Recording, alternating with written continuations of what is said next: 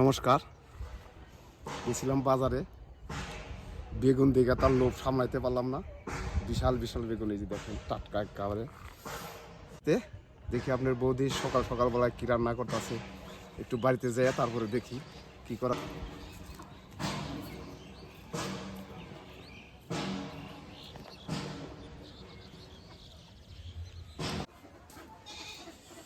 কি করতেছ?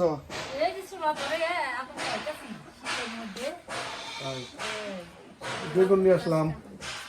রান্না বান্না কিছু করো নাই? না করি নাই, করমু রান্না করমু, চুলা ধরাইলাম, হাত পা করে নেই। বেগুন কি করলাম, এমনি তো অনেক ভাত রয়েছে। তাই বেগুন ই করো, পুরা ভর্তা করো। বেগুন ভর্তা দেখাই, হ্যাঁ, বেগুন ভর্তা দেয়া, তারপরে ওগুলা খাওয়া দাওয়ার পরে পরে আবার ঠান্ডা করে রান্না বান্না করবো। বেগুনের সাথে আলু দেই, হ্যাঁ দাও। হ্যাঁ, আলু দিয়ে বেগুন দেয়, তাহলে ভর্তা করে ভাত মাইকে হ্যাঁ খাওয়া দাওয়া করে তারপর ধীরে ধীরে রান্না করি। হ্যাঁ, ধীরে ধীরে রান্না বান্না করো। সকালকার খাবার বেগুন ভর্তা দিয়ে করো বেগুনগুলো তো সেই রকম একেবারে। দুই এত লম্বা, যে লম্বা কিরকম একটা খিলে ধরছে আমার হাতের। ওরে বাপ, দেড়া দেড়া, তোমার হাতে দেড়া দেড়া। একটা বেগুন দেড়া তো বেগুন গুনা অনেক ভালো হয়েছে। বেগুন ভর্তা এটা খুব মজা লাগবে খাইতে, সেই মজা লাগবে। পুরা তো এই চুলার মধ্যে তো হবই না গো, চুলার মধ্যে আট বই নাই রে, ও যে বড় বেগুন। বেগুন এইভাবেই পুরা হবে। বেগুন দুটাই হবে, হ্যাঁ দুটাই দুটাই পুরো। দুইটাই দেখবি অনেক হবো, অনেক। কারণ যে বড় বেগুন না। তো বেগুনটা এখন তেল দিয়ে ভালো করে করে নিব, কারণ এই বেগুনটা ভালো নরম হবো, কিন্তু পুড়বো না। তেল দিয়ে মাইকে নিব এই বেগুনগুলো দেখতে খুব সুন্দর, আমার ভালো লাগছে। দাও পঙ্কজ, ভর্তা করার জন্য এই যে পোড়ার জন্য আমি আগে তেলটা নিয়ে আসি, তেলটাই নে পুড়ে নিই, তারপরে তো সব কিছু আনবো। আজকের আবহাওয়া বন্ধুরা খুবই খারাপ,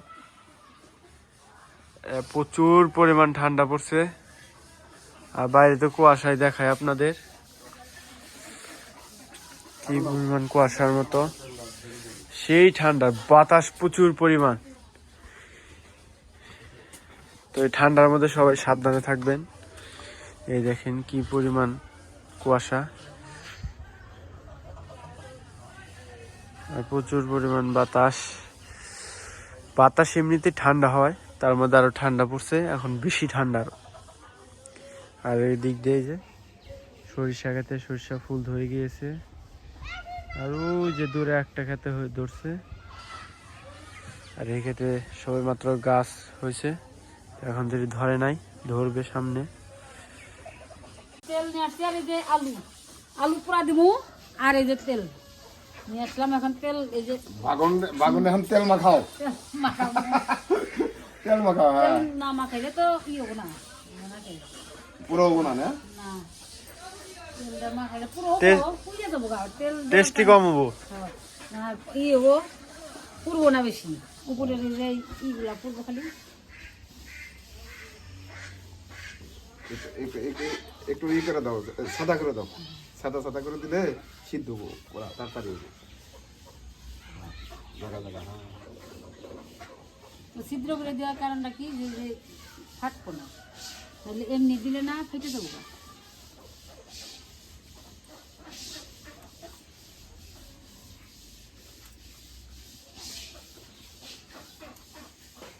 এই জায়গায় করি,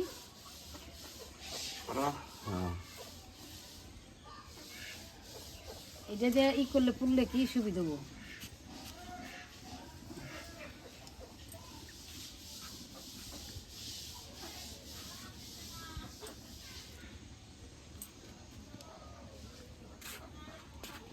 এইভাবেই পুরা হবে না, এইভাবেই করতে হবে বাগুন।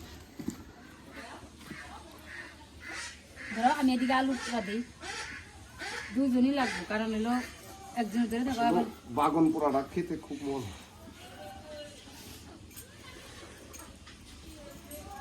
আলু দিয়ে দিয়ে এর মধ্যে দিয়ে দাও, আলু একবার ডাইরেক্ট দিয়ে দিবে, হ্যাঁ দিয়ে দাও সাইডে খালি।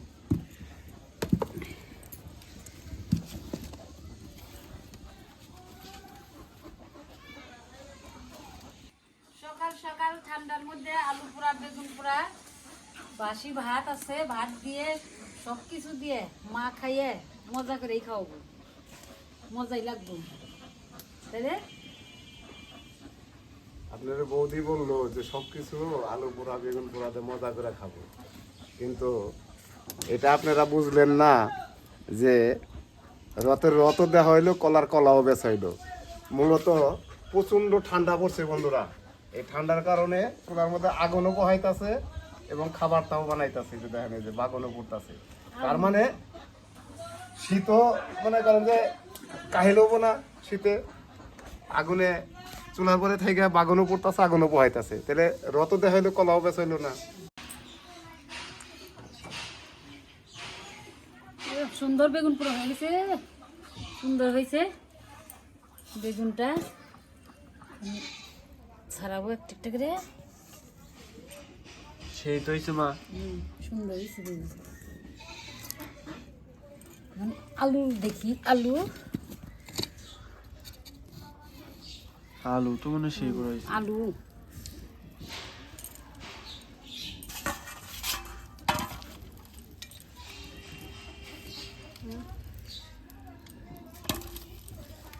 তো আলু বেগুন পোড়া হয়ে গেছে। এখন এই যে কালো কালো অংশগুলো এখন ছাড়িয়ে নিব সুন্দর করে।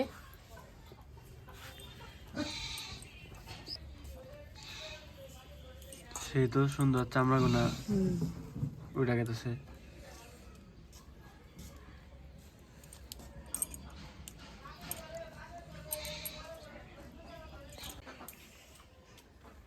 এই যে আলু সুন্দর ইয়ে গেছে, সিদ্ধ হয়েছে তো বলো, চোখা উঠাইতেছি।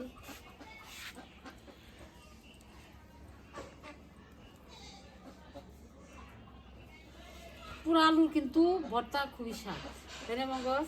হ্যাঁ সিদ্ধ আলুর আলাদা একটা সেন্ট, আবার হলো পুরো আলুরটা আলাদা একটা সেন্ট। সুন্দর সেন্ট বেরিয়েছে। ছোটবেলার কথাটা মনে হইলো, ছোটবেলায় আমাকে আলু বুনতো, কি করছি অনেক টিকিরে নিয়ে আলু নিয়ে ওই মা ধান সিদ্ধ করছে, এর মধ্যে আমরা পোড়া দিছি, পোড়া দিয়ে বাইচা খাইছি। তাই তো তোরা তো এরকম খাসি নেই, সব কিনে আনো লাগে। আর আগে তো আমাকে আবাদ করতো, আলু বুনতো, ক্ষেত বাবা আলু বুনতো, তুইলা না খাইছো খালি তুলে নিয়ে মানে আলু না হইছে। আর বড় বড় দিকে না খালি পোড়া দিছি আর নিয়ে বসে বসে খাইছি। তারপরে ওই রকম ভাবে আর খাওয়া হয় না আসলে আলু পোড়াটা। ধনিয়া পাতা সব কুচি করে কেটে নিব।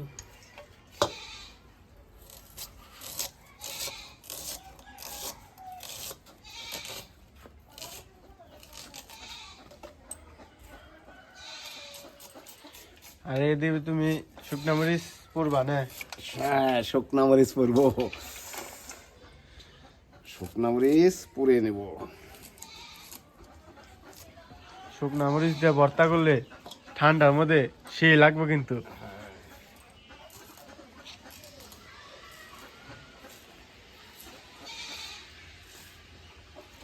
পেঁয়াজের কালিও দিবে সব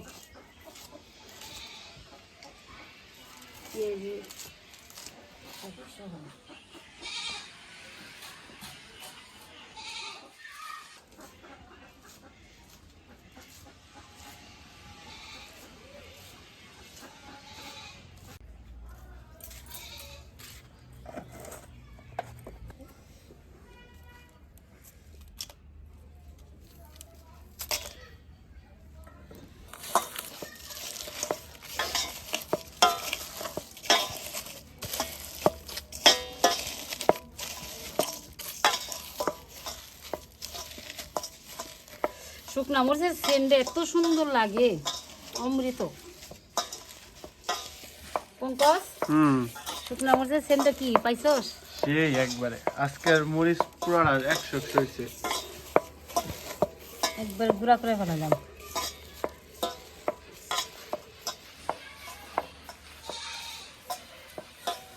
সেই রকম সেন্ট বেরিয়েছে, ধনিয়া পাতার সেন্ট, পেঁয়াজের সেন্ট, শুকনা মরিচের সেন্ট, একদম।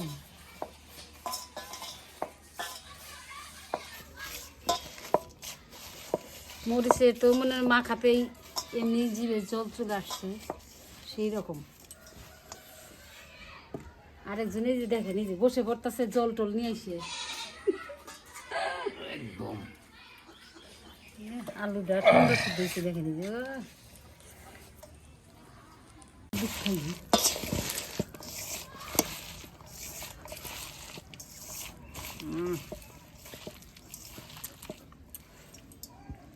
হ্যাঁ হ্যাঁ তো দাও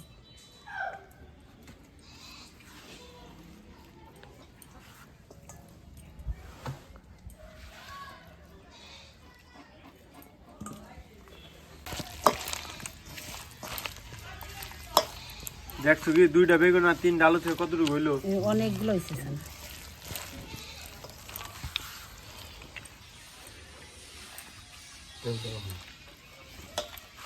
এই বাড়িতে না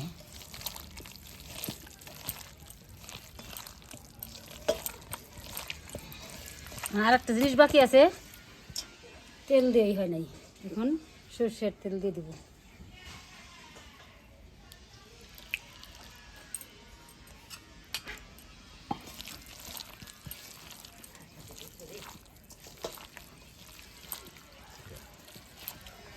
মাখা হয়ে গেল, এবার এই মাখার মধ্যে ভাত পড়ে যাবে।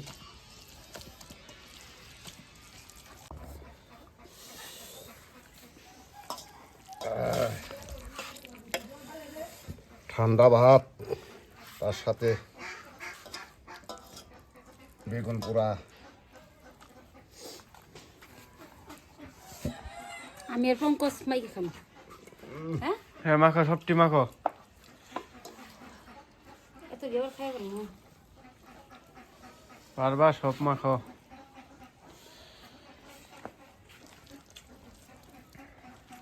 এই খাবারটা অনেকদিন পর খেলাম বন্ধুরা।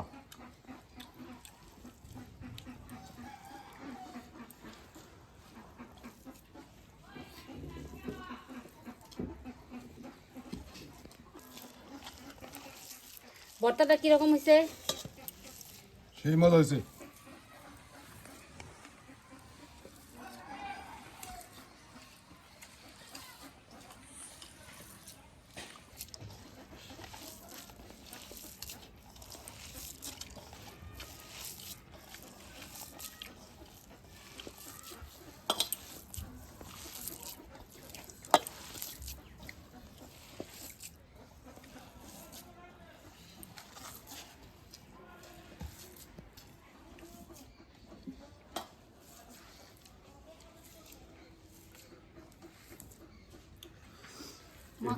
এই মাখাটা যার মুখে রুচি নাই তার মুখে রুচি উঠবো, সেই মজা হয়েছে। এই ভর্তাটা হ্যাঁ,